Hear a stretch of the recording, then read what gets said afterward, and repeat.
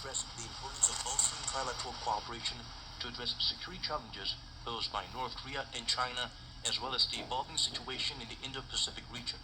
The top brass from all three countries met on these issues and discussed future efforts at their first face-to-face in Seoul. Curtis Carney reports. 1, 2, 3, fighting. 1, 2, 3, fighting.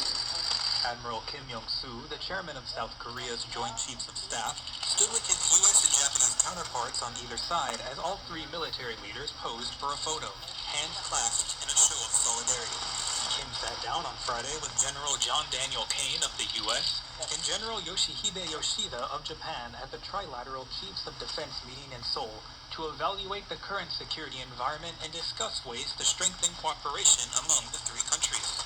The meeting being hosted by the Republic of Korea after being rotationally hosted by both the U.S. and Japan itself demonstrates the stable establishment of trilateral security cooperation in the Indo-Pacific and the world. In their first three-way discussion, Kim stressed the importance of continuing the joint efforts at a time when North Korea's nuclear and missile threats are advancing amid existing regional challenges. Kane concurred, saying their cooperation, including the Trilateral Freedom Edge multi-domain military exercise, will not only contribute to peace and security in the three countries, but also around the world.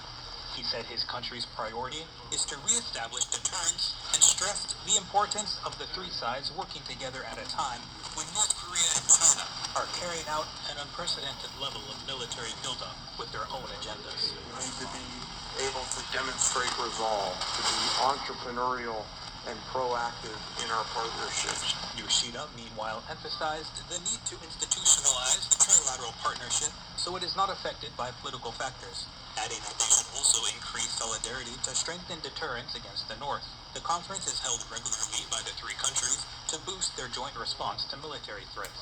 It is the first visit to South Korea in 15 years for a chief of the Japanese Joint Staff, signaling bolstered efforts by the countries to work together under the Lee Jae-myung administration.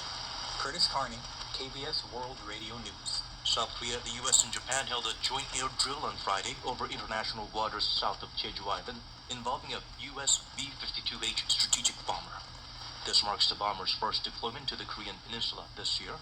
The Defense Ministry gave a notice to reporters on Friday that South Korea deployed KF-16 fighter jets for the drill, while Japan sent F-2 jets from its Air Self-Defense Force as part of the drills. The exercise coincided with the 22nd Trilateral Joint Chiefs of Staff meeting held in Seoul earlier in the day, involving the top military brass from the three countries. Seoul's Defense Ministry said the drill was aimed at strengthening deterrence and response capabilities against North Korea's growing nuclear and missile threats.